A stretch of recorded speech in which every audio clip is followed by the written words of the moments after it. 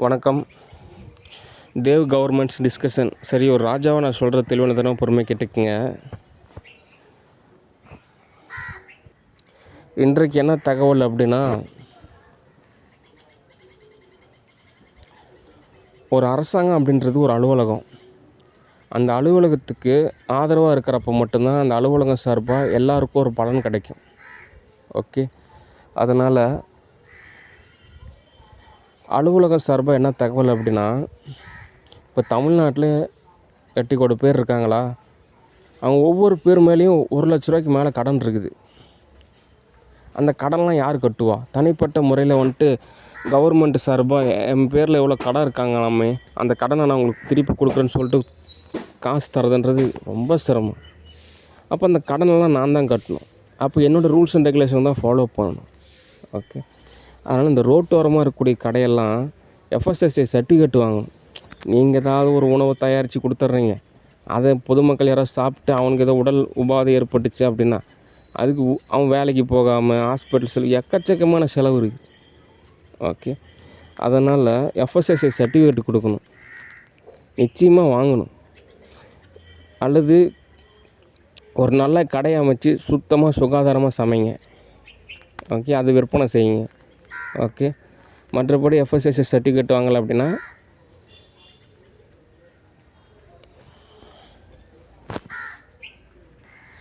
Temporary licence அப்படின்ற நிலையில் மந்த்தானால் நீங்கள் ஒரு காசு கட்டணும். 1500 ரூபா கவர்மெண்ட்டுக்கு காசு கொடுக்கணும். ஓகே, ஏன் அப்படின்னா கவர்மெண்ட்டு காசுனா ரொம்ப இதாக இருக்குது. அதனால் இந்த மாதிரி தான் காசு வாங்கணும். இதுக்காக நம்ம பால் விலையும் காய்கறி விலையும் கேஸ் விலையும் அப்படிலாம் உயர்த்திகிட்டு இருந்தோம்னா தோதாகாது. விலைவாசி இன்னும் அதிகமாக குறைக்கணும். ஓகே, வருமானத்தை அதிகப்படுத்தணும், ஏற்றுமதி இறக்குமதி அதிகப்படுத்தணும். ஓகே, அதனால் இந்த ரோட்டோரமாக இருக்கக்கூடிய கடையெல்லாம் மந்த்தானால் நீங்கள் ஒரு 1500 ரூபா கவர்மெண்ட்டுக்கு கொடுத்துருங்க, உங்களுக்கு வவுச்சர் எழுதி கொடுத்துருவாங்க. ஓகே, அடுத்து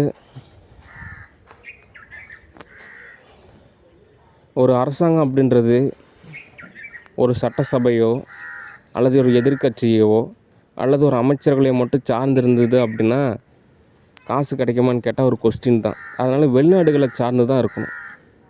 ஓகே, வெளிநாட்டில் இருந்து கிடைக்கக்கூடிய தொகை தான் அவங்க பலன் தரும். இங்கே இருக்கக்கூடிய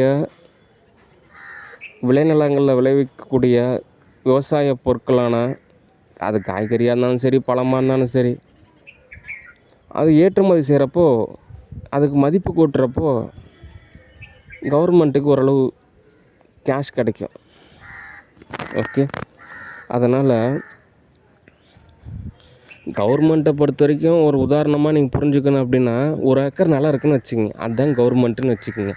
அந்த 1 ஏக்கரில் நம்ம நிறையா விஷயம் பயிரிடுறோம், அதில் இருந்து எல்லாத்துலேருந்து நமக்கு காசு கிடச்சிது அப்படின்னா லாபம் தானே. அதே மாதிரி தான் இப்போ ஒரு அரசாங்கம் அப்படின்றது தமிழ்நாடு முழுவதுமான ஒரு நிலப்பரப்பு தான். அந்த எல்லா பகுதிகளில் இருந்தும் கவர்மெண்ட்டுக்கு காசு கிடைக்கிறப்ப தான் கவர்மெண்ட்டுக்கு தோதாகும். ஓகே, அதனால் எதையுமே மிஸ் பண்ணக்கூடாது.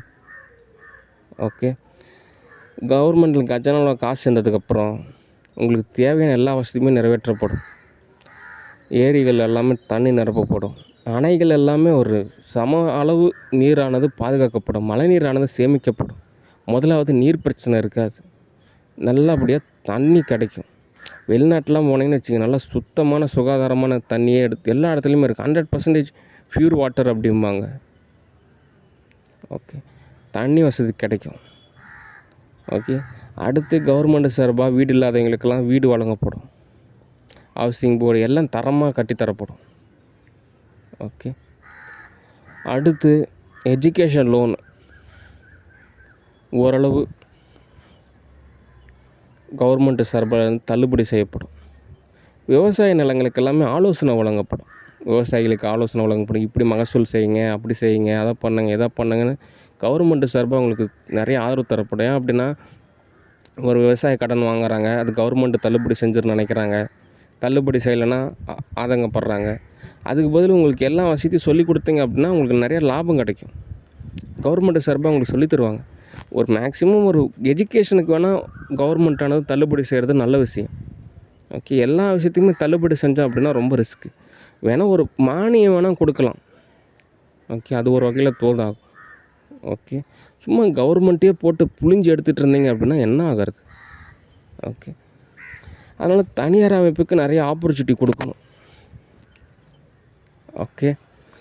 அடுத்து உலக நாடுகளோட ஒரு அவங்களாம் எஜுகேஷனால் மெச்சூரிட்டியான பர்சன் தான், ரொம்ப சென்சிட்டிவானவங்க தான் ஓரளவு. ஓகே. அதனால் நமக்கு நிறைய கேஷ் கிடைக்கும். அந்த கேஷ் கிடைக்கிறப்போ உங்களுக்கு தேவையான எல்லா வசதியுமே பூர்த்தி ஆகும்.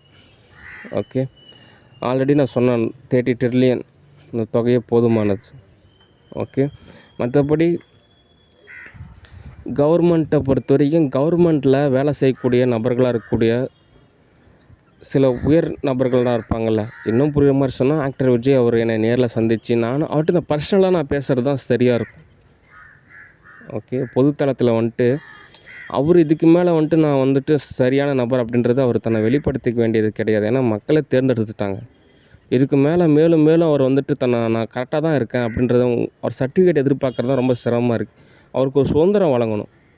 சரியோ தவறோ நீங்கள் செய்யுங்க, அப்போ தான் அவங்க கற்றுக்க முடியும். ஓகே. அதனால் உங்களுக்கு சுதந்திரம் வழங்கப்படுகிறது. ஓகே. அதனால் ஒரு சர்டிஃபிகேட்டே நம்ம தோது பார்த்துட்டு இருந்தோம் அப்படின்னா அது நல்ல விஷயந்தான். ஆனால் போதும், அடுத்த லெவல் நோக்கி நம்ம முன்னேறி போகணும். என்ன அர்த்தம் அப்படின்னா சுயசார்பு விருது மாதிரி. ஓகே. இப்போ ஒலிம்பிக்ஸ்லலாம் எப்படி கோல்டு மெடல் கொடுக்குறாங்க அந்த மாதிரி அடுத்த லெவல். ஓகே. சர்டிஃபிகேட் ஒரு லெவல் அப்படின்னா அடுத்த லெவலில் கோல்டு மெடல் அப்படின்ற மாதிரி ஒரு லெவல். ஓகே. அதனால் ஆக்டர் விஜய் முதலமைச்சர் அவர்களுக்கு சுதந்திரம் வழங்கப்படுகிறது. ஓகே. நீங்கள் என்கிட்ட நேரில் சந்திச்சிங்க அப்படின்னா நம்ம நிறைய விஷயம் டிஸ்கஷன் பண்ணுறதுன்றது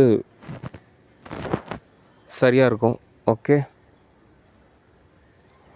சரி, அடுத்து அட்லஸ் நெட்வொர்க் அமைப்பை தோது பாருங்கள். ஓகே. அப்போ தான் நிறைய பேருக்கு வேலைவாய்ப்பு கிடைக்கும், ஒரு பாதுகாப்பும் கூட. ஓகே. சரி, இன்றைக்கு தகவல் போதுமானது. நன்றி, வணக்கம், பாய்.